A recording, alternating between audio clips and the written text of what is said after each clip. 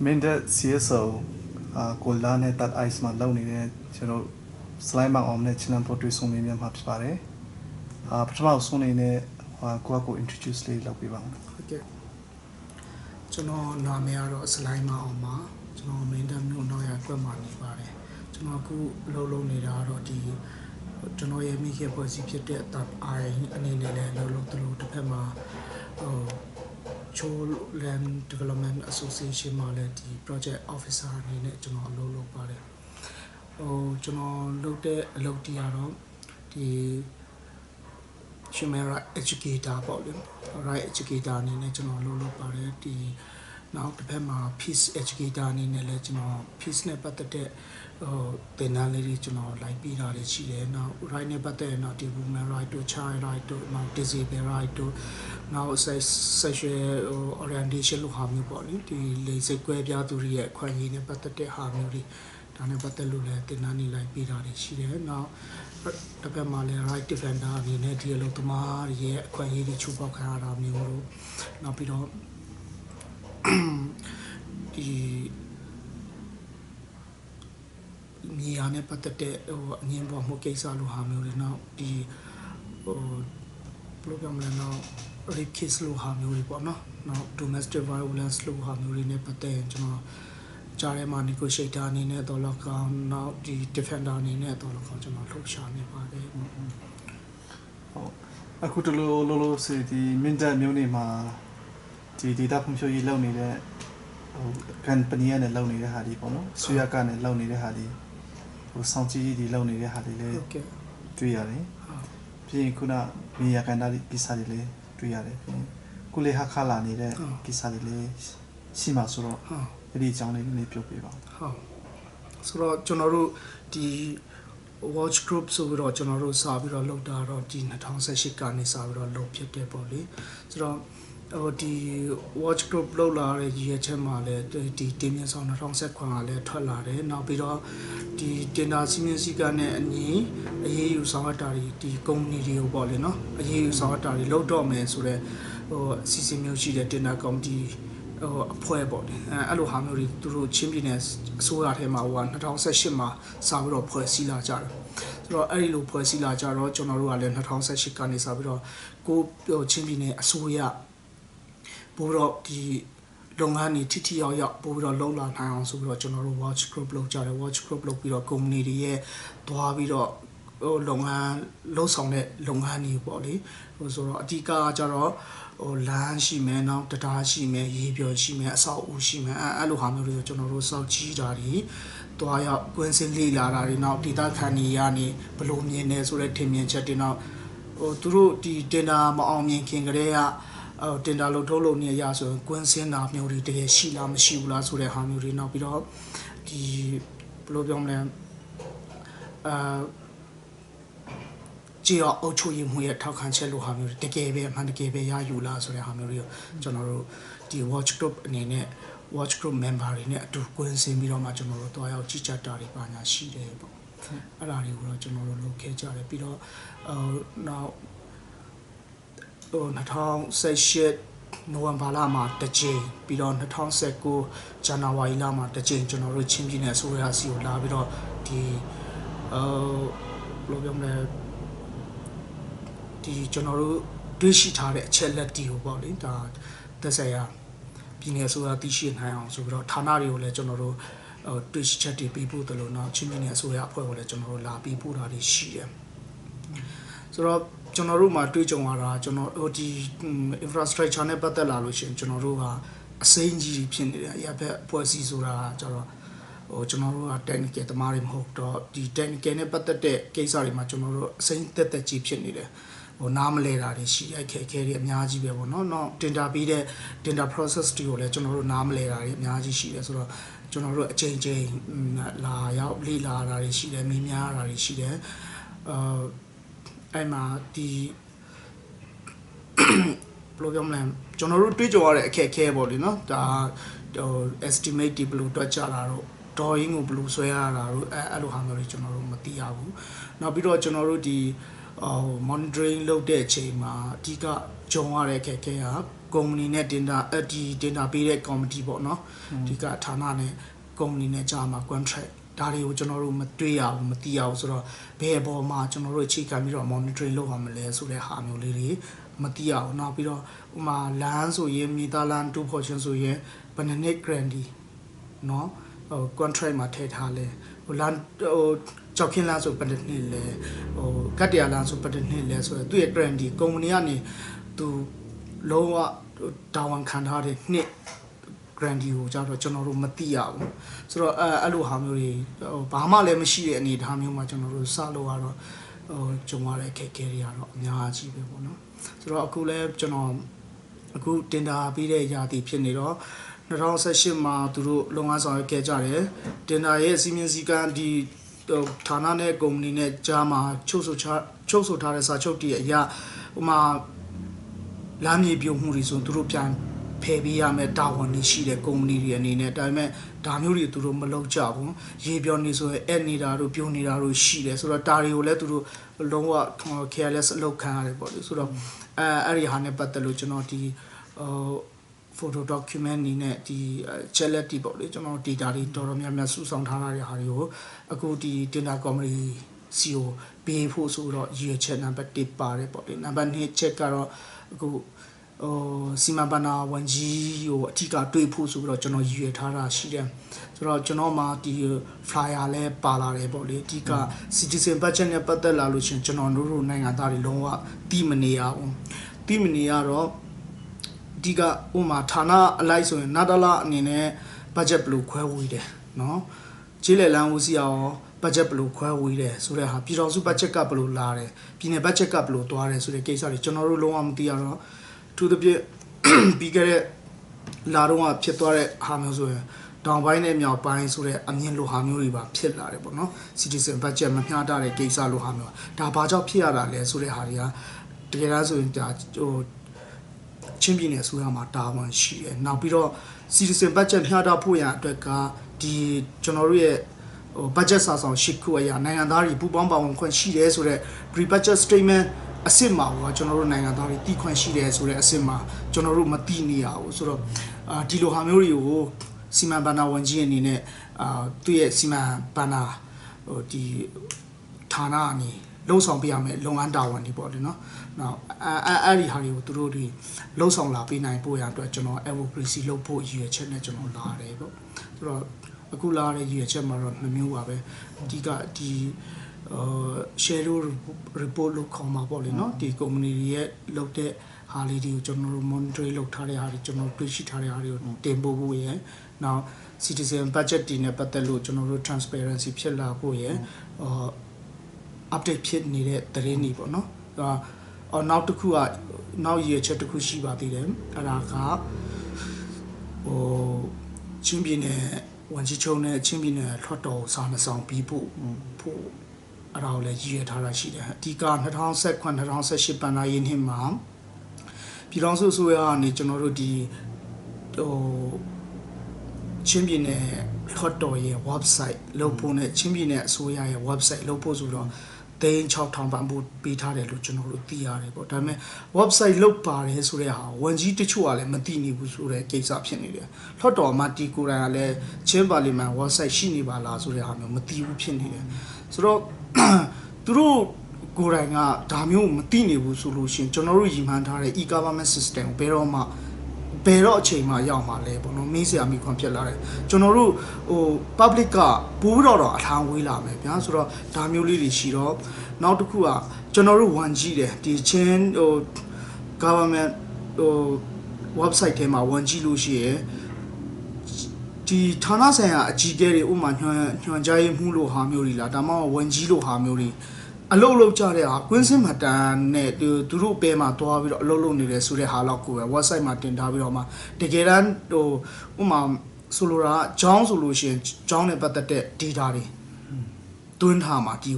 ချင်းပြည်နယ်အစိုးရရဲ့ website ဆိုတော့ချင်းပြည်နယ်အစိုးရနဲ့သက်ဆိုင်တဲ့အရာအားလုံးကဒီ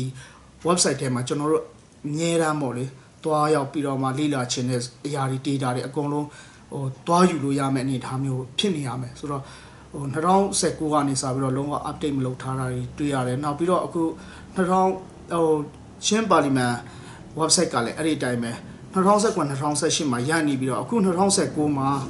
ချင်းမြေယာအသုံးချမှုနဲ့ပတ်သက်ပြီးတော့မြေယာခွန်ကောက်ခံတော့မယ်ဆိုတဲ့ဥပဒေတွေကိုသူတို့ပြဋ္ဌာန်းထားတယ်ဒါပေမဲ့အဲ့ဒီဟာကိုကျွန်တော်တို့နိုင်ငံသားတွေထူးသဖြင့်ပြည်내သူပြည်내သားတွေကမသိနေဘူးနောက်ပြီးတော့သူတို့ရဲ့ website ထဲမှာဝင်ကြည့်မယ်ဆိုလို့ရှင်လဲဥပမာ2019-2018မှာဘယ်ဥပဒေတွေကိုပြဋ္ဌာန်းနိုင်ခဲ့တယ်2018-2019ကျောင်းမှာဘယ်ဥပဒေတွေကိုတော့ပြဋ္ဌာန်းထားတယ်ကြားထဲမှာ draft အနေနဲ့ကတော့ဘယ်ဟာတွေထွက်ပြီးအတည်ပြုပြီးသားပဲဥပဒေတွေဆက်လက်ဆွေးနွေးရန်ဆွေးနွေးနေတော့เนาะဆွေးနွေးရန်ယာထားတဲ့ဟာတွေဘယ်ဟာတွေရှိတယ်ဆိုတာသူတို့အများအားဒီ website ထဲမှာ update လုပ်ပေးဖို့ရှိတယ်ပေါ့เนาะဒါဝန်ရှိတယ်ဒါပေမဲ့အဲ့ဒါတွေကိုသူတို့မလုပ်ထားဘူးကျွန်တော်ပြီးခဲ့တဲ့လတုန်းကချင်းပြည်နယ်အစိုးရအဖွဲ့ကိုလာပြီးတော့လာတွေ့တဲ့အချိန်မှာအစိုးရအဖွဲ့တွေကအဓိကစီမံဘဏ္ဍာဝန်ကြီးနဲ့တွေ့တယ်နောက်တစ်တော်ဝန်ကြီးတို့နဲ့တွေ့တယ်နောက်တခြားဒီဝန်ကြီးမရှိတဲ့လူတွေဆိုသူတို့အတွင်းမှုတွေနဲ့တွေ့တယ်ပေါ့လေနော်ဆိုတော့တွေ့တဲ့အချိန်မှာကျွန်တော်သိရတဲ့လောက်ကတင်ဒါ9အဲ့ဒီဒီ website မှာ update လုပ်ပေးဖို့ရအတွက်ချင်းပြည်နယ်အစိုးရရဲ့ website အတွက်ဆိုရင်ကုမ္ပဏီတစ်ခုတည်တတ်ပေါ့နော်ချင်းပြည်နယ်လွှတ်တော်ရဲ့ website အတွက်ဆိုရင်ကုမ္ပဏီတစ်ခုတည်တတ်အဲ့လိုတင်ဒါပေးထားတယ်လို့သိရတယ်ဆိုတော့တင်ဒါနိုင်ထားတဲ့ကုမ္ပဏီကဘာလို့ဒီဟာ update မလုပ်ရတာလဲဆိုတဲ့ဟာပေါ့နော်ဆိုတော့လွှတ်တော်ဆိုလို့ရှိရင်လေလွှတ်တော်မှာပေးထားတဲ့ဒီကုမ္ပဏီကိုတင်ဒါပေးထားတဲ့အဖွဲ့ရှိလိမ့်မယ်ဆိုတော့ဒါဝန်ယူပေးဖို့လိုတယ်ကုမ္ပဏီကမလုပ်ဘူးဆိုလို့ရှိရင်ကုမ္ပဏီကိုပြန်ပြီးတော့ညှိနှိုင်းပေးတာမျိုးလားဒါမှမဟုတ်ဖိအားပေးတာလားလမ်းညွှန်ပေးတာလားတခုခုပေါ့နော်အဲ့ဒီဟာတွေကိုလုပ်ပေးစီခြင်းနဲ့ဆိုတော့လည်းဖြတ်နေချင်တာဟုတ်ကဲ့ပြည်သူလူထုနဲ့ဆိုရကြမှာလွတ်လပ်စွာသတင်းရယူခွင့်တို့လိုက်ပိုင်ခွင့်တို့ဘယ်လောက်အခြေအနေရှိလေပေါ့နော်ဒီကျွန်တော်တို့ဟာကတန်တန်ဖက်ဆိုတော့ဒါပြည်နေဆွေးရရုံးဆိုင်ရနေရဆိုတော့ဟုတ်ကဲ့အဲ့ဒီအဓိကမင်းတက်ကမ်ပလက်လောက်ဟိုတူပီဖက်ပေါ့နော်လမ်းပတ်ဆက်တွေရလည်းနည်းနည်းဟိုခက်တဲ့နေရာတွေပေါ့ဆွေးရကနဲ့လုံနေတဲ့ဟာတွေဘယ်လောက်လူထုတရားတည်တယ်လေပြီးရောအဲ့လိုမရှိမလင်းဖြစ်ပြီးတော့တည်ချင်တဲ့ဥစ္စာတွေရောလွယ်ကူကူနဲ့သတင်းရပိုင်ခွင့်ရှိသလားဆိုတော့လေပြောပါဦးတော်ခက်တယ်ညဥပမာတစ်ခုကျွန်တော်ပြောပြမယ်ပြီးခဲ့တဲ့ဒီလာတော့ကဒီစက်တင်ဘာလာတော့ကပေါ့လေနော်သူတို့အတီးပြူလာကြတဲ့ဒီဒေသန္တရစီမံကိန်းပေါ့နော်ဒီပြည်နယ်ဆိုရ budget ပေါ့ပြည်နယ် budget ခွဲဝေတဲ့စာအုပ်ကြီးထွက်လာတော့ကျွန်တော်တို့ကလေ့လာခြင်းတယ်အမှန်တိုင်းပြောရရင်အစိုးရကိုဒါမှမဟုတ်လွှတ်တော်ကိုကျွန်တော်တို့ထောက်ပြတော့မယ်ဆိုလို့ရှိရင်ပဲဖြစ်ဖြစ်ပါဝန်ထင်းချောင်းပေးတာပဲဖြစ်ဖြစ်ပါဝန်ကူညီပေးတာပဲဖြစ်ဖြစ်ကျွန်တော်တို့ကြာရကဏ္ဍကနေကျွန်တော်တို့ပါဝန်ပေးရမယ်ဆိုရင်ပဲဖြစ်ဖြစ်ဘာဖြစ်ဒီစာအုပ်ကြီးကိုကျွန်တော်တို့လေ့လာမှစင်ပြေမှာလေနော်ဆိုတော့စာအုပ်လိုချင်တယ်အခုစီမံဘဏ္ဍာဝန်ကြီးကိုကျွန်တော်လာတယ်စာအုပ်ကလေလွှတ်တော်ဒီလွှတ်တော်မှာဥအောင်တန်းစီမှာရလိမ့်မယ်ဆိုတဲ့ဟာမျိုးတို့လွှတ်တော်ဥက္ကဋ္ဌစီသွားတယ်မရဘူးဆိုတဲ့ဟာမျိုးတို့เนาะပြီးတော့ဒီပြောရရင်2019တနှစ်လုံးမှာသူတို့လှုပ်လာခဲ့တဲ့ဒီလွှတ်တော်ထဲမှာဆွေးနွေးတဲ့အချက်လက်တွေကိုယ့်ရဲ့လွှတ်တော်ကကိုချင်းပြည်နယ်လွှတ်တော်ကဘာတွေလုပ်နေလဲဆိုတဲ့ဟာကိုကျွန်တော်ကသိချင်လို့ကျွန်တော် copy ဆွဲပါမယ်ကျွန်တော်ဟာပါတာကျွန်တော်ကုန်ကြခံပါမယ်ကျွန်တော်စာအုပ်လေးပဲခဏလေးပဲလိုချင်တာဒါမျိုးအားစားကျွန်တော်ဘာလဲပေါ့လေဒီလိုကဘာလဲဆိုတဲ့မျက်လုံးမျိုးနဲ့အကြည့်ခံရတာတော့တကယ်တမ်းပြောရရင်ကျွန်တော်တို့ဒီမိုကရေစီဂါချာတခုသွားဖို့တကယ်ထွန်းကားလာဖို့အတွက်ဆိုရင်အစိုးရဝန်ထမ်းကြီးကိုယ်တိုင်ကဒီသူတို့ဒီအစိုးရရဲ့လုပ်ငန်းဆောင်ရွက်ချက်တွေအပေါ်မှာတကယ်စိတ်ဝင်စားပြီးတော့မှလာရောက်လေ့လာတဲ့သူတွေရှိလို့ရှိရင်လုံးဝwelcome လုပ်နေရမယ်လိုအပ်တာမျိုးဆိုရင်ထောက်ပြပေးတာတို့เนาะအကြံပြုပေးတာတို့ကူညီပေးတာတို့လုပ်အောင်ပါပေါ့ဒါပေမဲ့အရက်ဖက်ဖွဲ့စည်းကဒါမှမဟုတ်မီဒီယာသမားတယောက်ဖြစ်ပါတယ်ဆိုတဲ့ဟာမျိုးအရာကိုကတခုခုသွားလို့ချင်းတယ်တခုမေးမြန်းချင်းတယ်တခုသိချင်းတယ်ဆိုတော့လုံးဝအကြောင်းမျိုးအပြခံရတယ်ဗျာဆိုတော့အဲ့လိုဟာမျိုးတွေဖြစ်တာတော့တော်ဆိုးသွားတယ်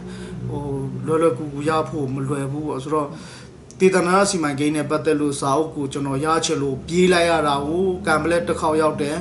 မင်းတက်မှာဆိုလို့ရှိရင်လွှတ်တော်မှတီတယောက်ပြီးတယောက်နောက်ပြေးလိုက်နေရတာတော်လောတယ်မတူပြလွှတ်တော်မှဆိုရင်ကျွန်တော်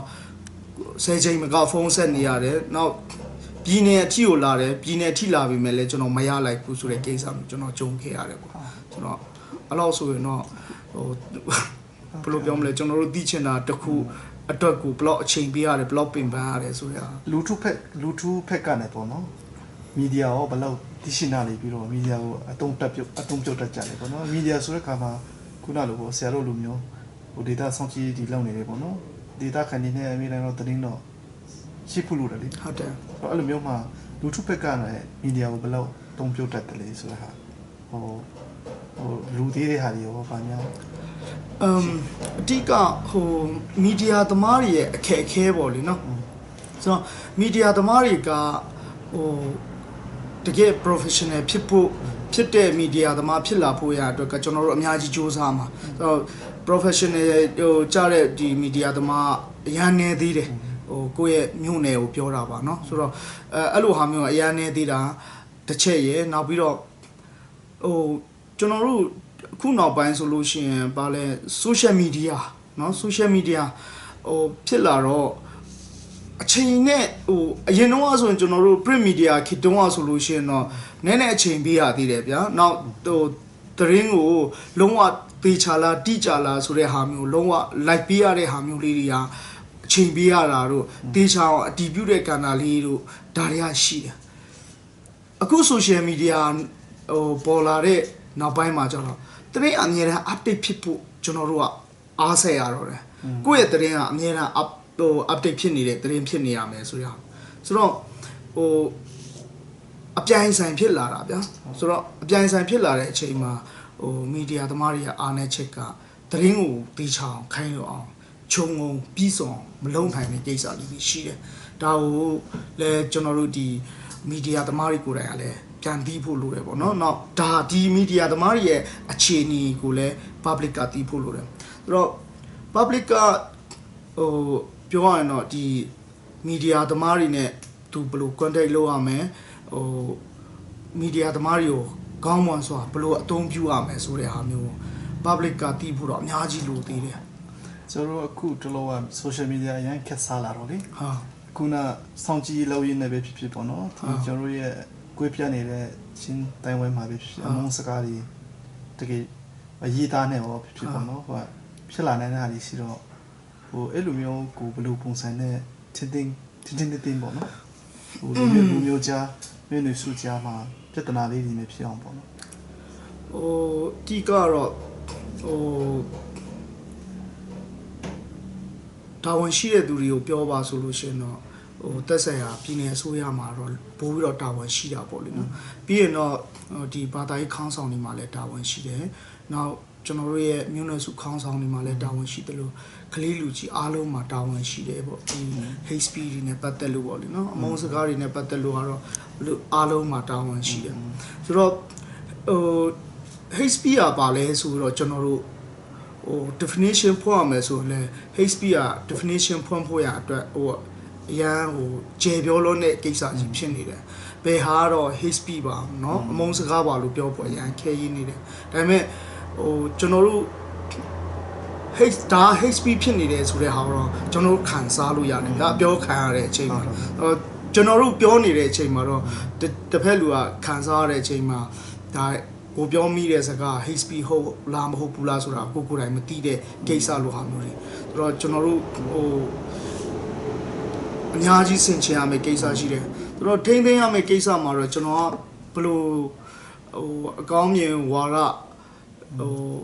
optimism ရကျွန်တော်ပြောဟိုဒီလိုတွေးနေတာလားဆိုတော့ကျွန်တော်မတိချဘူးပေါ့လေနော်။ဘာလဲဆိုတော့ကျွန်တော်တို့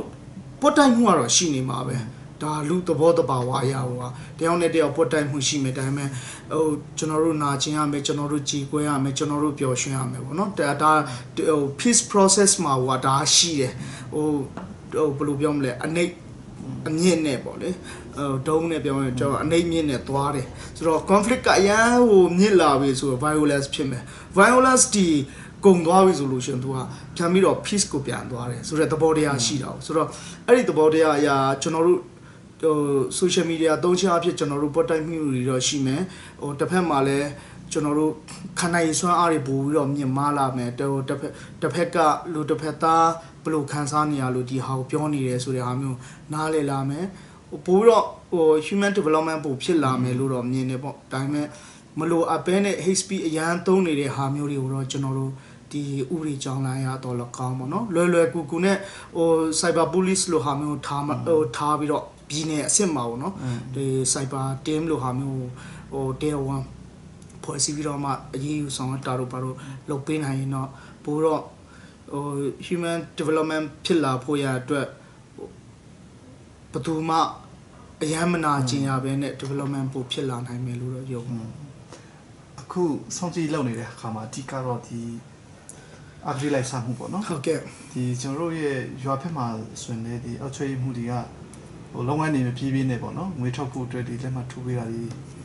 ကြားရတာဒီရှိတယ်ပေါ့နော်ဒီမတည်နိုင်တဲ့အဂရိလိုက်စားမှုတွေအများကြီးတော့ကျုံနေတင်တယ်အဲ့ဒါလေးနဲ့ပတ်သက်ပြီးတော့ပေါ့နော်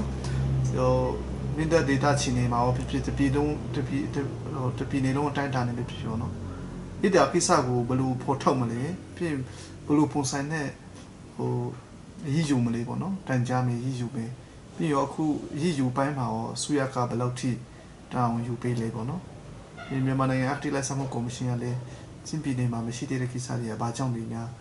အကုန်လုံးဆက်ဆက်နေတယ်ဆိုတဲ့ဥစ္စာလေးတွေပေါ့ပြောပြပါဦးပြီးတော့ corruption မှာတော့အပိုင်းနှစ်ပိုင်းရှိတာပေါ့လေဒီကတော့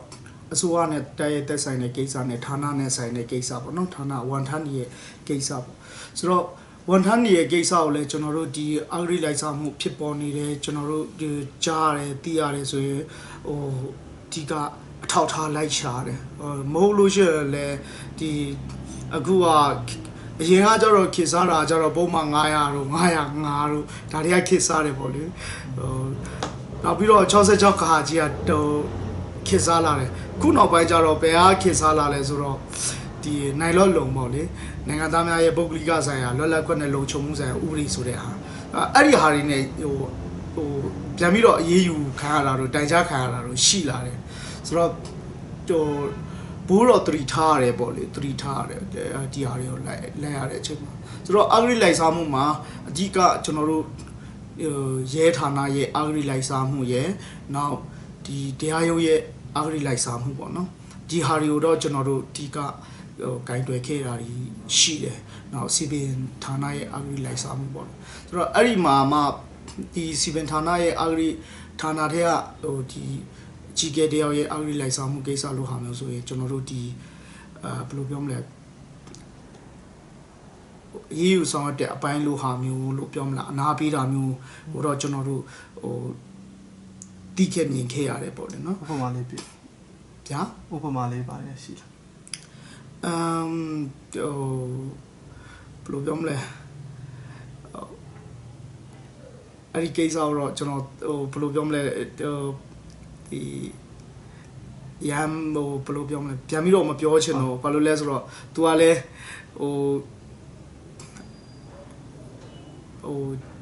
ဂျာနာတကောင်လို့ဖြစ်ခဲ့ရတာဆိုတော့လေနော်အဲ့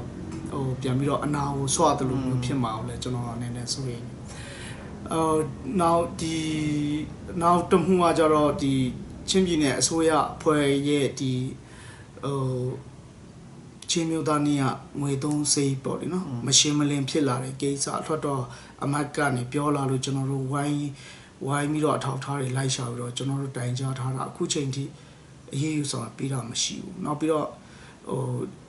လမ်းပါဆက်တဲ့ဝန်ကြီးကနေလမ်းစားထားရတယ်ဆိုတဲ့ကိစ္စကိုလည်းကျွန်တော်တို့သိရတယ်လို့ဆိုရင်ချင်းပြည်နယ်အစိုးရအဖွဲ့ကိုအဂရိလိုက်စားမှုတိုက်ဖျက်ရေးကော်မရှင်ကနေပြန်လွှဲထားတယ်ပြန်လွှဲထားပြီမဲ့အခုရေးယူဆောင်တာတွေမရှိဘူးပေါ့နော်ကျွန်တော်တို့သိရတယ်လို့နောက်ပြီးတော့တရားသူကြီးနဲ့ဒီရဲဌာနနဲ့နောက်ဥပဒေရရှိလာစားထားတဲ့မှုကျွန်တော်တို့အဲ့ဒီတော့တွက်တာတော့390ကျော်တယ်လာစားထားတဲ့မှုကိုလည်းကျွန်တော်တို့တိုင်ကြားထားတယ်အခုချိန်ထိအရေးယူဆောင်တာတွေမရှိဘူးနောက်ပြီးတော့အခုပြီးခဲ့တဲ့2018တုန်းကပြောင်းသွားတဲ့ဒီတရားသူကြီးတယောက်လာစားတဲ့အမှုလည်းရှိသေးတယ်ကျွန်တော်တို့အဲ့ဒါကိုလည်းတိတ်မကြခင်မှာဖော်ထုတ်ဖို့ကြိုးစားနေတယ်ပေါ့နော်အဲ့ဒါလေးတွေတော့ရှိတယ်ဒါဌာနဆိုင်ရာရဲ့နောက်ဒီဘယ်လိုပြောမလဲလူပုဂ္ဂိုလ်တူတယောက်ရပေါ့လေနော် တင်တာသဘောတရားအရအဂရိလိုက်စားမှုလို့ကျွန်တော်တို့ဟိုပြောလို့ရှိရဆွဲတယ်လို့များဖြစ်နေမလားတော့မသိဘူးပေါ့ဒါပေမဲ့တေချာတော့ဟိုဘယ်လိုပြောမလဲမင်းတပ်မြို့မင်းတပ်ခရိုင်မှာလုပ်ငန်းရှိတယ်ဆိုလို့ရှိရင်အဲ့ဒီမှာဟိုတက်ဆိုင်ရာဌာနတွေလည်းရှိတယ်ဗျာဟိုဥမာနာဒလာဆိုလည်းနာဒလာဌာနရှိနေတယ်ဆိုတော့တင်တာပေးတဲ့အချိန်မှာပြည်နယ်အကုန်လုံးခေါ်တာတော့မလုပ်ဘဲနဲ့တက်ဆိုင်ရာသူ့ရဲ့ခရိုင်အလိုက်တင်တာပေးစီခြင်းတယ်အဲ့ဒါဆိုလို့ရှိရင်ဘာတွေကဟိုတက်တာသွားမလဲဆိုရင်ကုမ္ပဏီတွေအနေနဲ့လွယ်လင့်တကူဟိုတင်တာပြိုင်နိုင်လာမယ်နောက်ဥမာ 1% တွန်းခိုင်းတဲ့ဟာမျိုးဆိုလို့ရှိရင်ဒီတင်တာမပြိုင်ခင်မှာပေါ့နော် 1% တွန်းခိုင်းတဲ့ဟာမျိုးဆိုလို့ရှိရင်တက်ဆိုင်ရာဒီဟိုဟာခါမျိုးရဲ့ဗန်မှာပဲတွင်းရမယ်မဟုတ်ဘဲနဲ့ဗန်ချင်းအတူတူဗျာဘယ်ဗန်ကနေမဆိုတွင်းလို့ရရမယ်ထုတ်လို့ရရမယ်ဆိုတော့ဟို system မျိုးပြောင်းပေးနိုင်လို့ရှိရင်ဟိုမလို့အပဲနဲ့ကုမ္ပဏီတွေကကုန်ကြစိအရာမများတော့တဲ့အချိန်မှာဘာဖြစ်လာမလဲဆိုတော့သူတို့တက်ဆိုင်ရာဟိုခရိုင်အလိုက်ပြိုင်လာနိုင်ပြီဆိုရင်ဟိုစားစိတ်တောက်စိတ်သွားစိတ်လာစိတ်เนาะတဲခိုစိတ်ကစားတက်တာသွားပြီဆိုလို့ရှိရင်ဒီဟိုသူတို့အကောင့်ထဲပေါ်ဆောင်ရနေတဲ့ infrastructure လိုဟာမျိုးတွေဆိုလို့ရှိရင်သူတို့ဘလောက်ရှုံးမယ်ဘလောက်မြတ်မယ်ဆိုတဲ့ဟာအရန်ကြီးထဲတော့နေစရာမဟုတ်တော့ဘူးပေါ့နော်ထဲတော့နေစရာမဟုတ်တော့တဲ့အတွက်ဒီလုပ်ငန်းတွေကိုပို့ပြီးတော့အကောင့်ထဲပေါ်ဆောင်ရနိုင်မယ်လို့မြင်နေပေါ့နော်အခုဟာခါမှာပဲစုနေတော့ဟိုမလို့အပဲနဲ့ကုန်ကြစိတ်တွေအများကြီးကုန်သွားတယ်ကုန်သွားတော့ဟိုဘယ်လိုပြောမလဲသူတို့တွေနေနဲ့လည်းအရှုံးမခံနိုင်ဘူးရှုံးမခံနိုင်တော့ဟိုဘာဖြစ်လာလဲဆိုတော့သူတို့လုပ်ငန်းဆောင်ရွက်တဲ့အပေါ်မှာဟို juicy တွေကတော့ပိုသိပါတယ် quality control လုပ်တဲ့အပိုင်းလေးတွေမှာပိုတော့ထောက်ပြစရာတွေဖြစ်လာတာတွေရှိတယ်နောက်ပြီးတော့တင်တာသူတို့ခေါ်တဲ့အချိန်မှာဥမာဟိုအခု civil ဆိုရင်90နဲ့ခွန်လို့တတ်မှတ်တယ်လို့သိရတယ်ပေါ့နော်နောက်တော့လားဆို95လားမသိဘူးဆိုတော့ဟိုတကယ်တမ်းတင်တာပေးတဲ့အချိန်မှာကျွန်တော်နားလဲတဲ့တင်တာပေးမှုပုံစံပေါ့လေနော်ဟိုတကယ်ပဲကုမ္ပဏီရဲ့ profile ကိုကျွန်တော်တို့ကြည့်ရမယ်တကယ်ကွင်းစင်းထားတဲ့ဓာတ်ပုံမှတ်တမ်းတွေရှိတယ်ကြည့်တော့အုပ်ချုပ်ရေးမှုကိုယ်တိုင်ကြီးကသဘောတူကြည်ဖြူစွာနဲ့เนาะသူတို့ဟိုဘာ influence မှမရှိပဲနဲ့เนาะဟိုသဘောတူကြည့်ပြစွာနဲ့လက်မှတ်ရေးထိုးပေးထားတဲ့အရာတွေရှိတယ် estimated drawing တို့ရှိတယ်ဆိုလို့ရှိရင်အဲ့ဒီဟာတွေနဲ့တကယ်ပြိုင်ခိုင်းလို့ရှိရင်သူတို့မှာဟိုတေချာတဲ့တွက်ချက်မှုတွေပါလာမှာပေါ့နော်ဆိုတော့ဥမာ100လို့ဆိုကြပါစို့100မှာ80နဲ့ဒီလုပ်ငန်းကိုအကောင့်ထဲပေါ်ဆောင်ရနိုင်တယ်လို့ပေါ်မယ်85နဲ့အကောင့်ထဲပေါ်ဆောင်ရနိုင်တယ်လို့ရှိမယ်ဆိုရင်ထားပါတော့95လို့တတ်မှတ်လိုက်ခြင်းဟာ900ခိုင်နှုန်းပဲနိုင်ငံတော်ပြန်ရောက်တာလေဟို90%ခိုင်နှုန်းလို့ဒါကျွန်တော်တို့ဟို90%ခိုင်နှုန်းကတင်တာပြန်လာကြတယ်95တွေပဲများနေတယ်90%တယောက်လောက်ပေါ်လာတယ်သူ့ရဲ့ profile ကလည်းကောင်းနေတယ်ဆိုသူ့ကိုပေးကြည့်လိုက်မယ်10%ခိုင်နှုန်းကကျွန်တော်တို့နိုင်ငံတော်ရဲ့ဝန်ငွေပြန်ဖြစ်တာအောင်နော်ဆိုတော့ဟိုပလောက်ရခိုင်နှုန်းဆိုတော့ဖြတ်ချလိုက်တာမျိုးမဟုတ်ဘဲနဲ့သူတို့တကယ်တမ်းဟိုသူတို့ရဲ့ဟိုတွက်ချက်မှုပုံစံမျိုးတကယ်ကြည့်ပြီးတော့မှအနှိမ့်ဆုံးဈေးနဲ့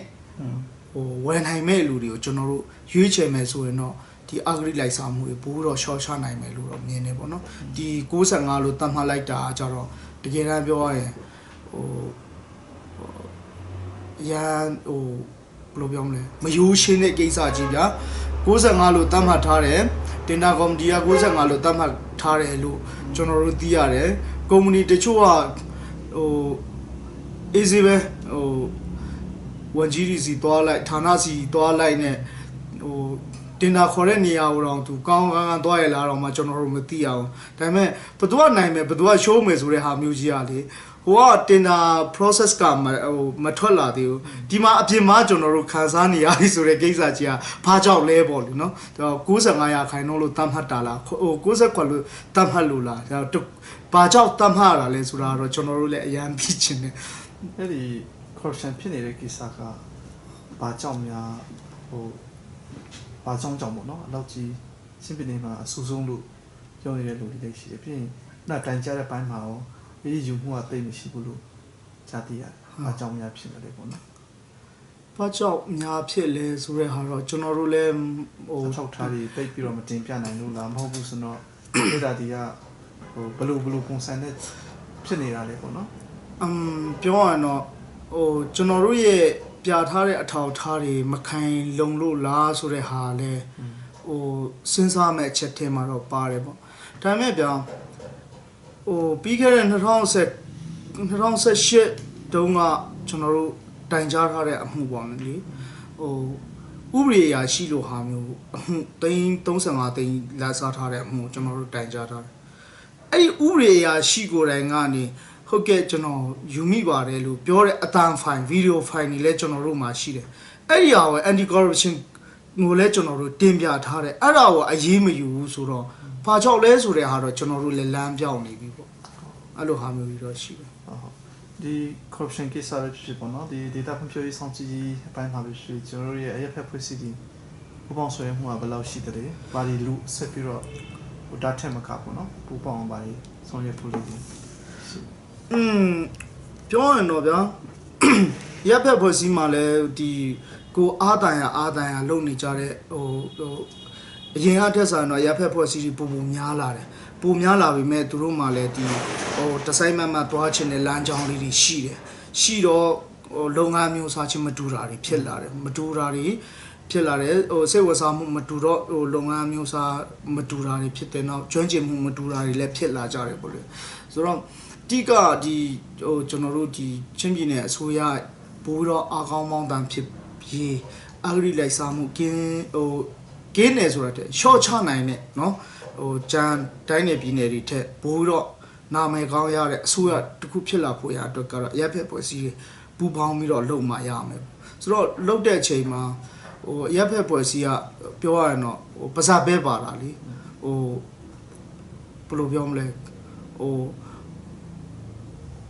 နီးပညာကျွန်တော်တို့မသိရတဲ့အပိုင်းလေးတွေရှိတယ်။နောက်ငွေကြေးရဲ့အခက်အခဲတွေရှိတယ်။ဆိုတော့ဟို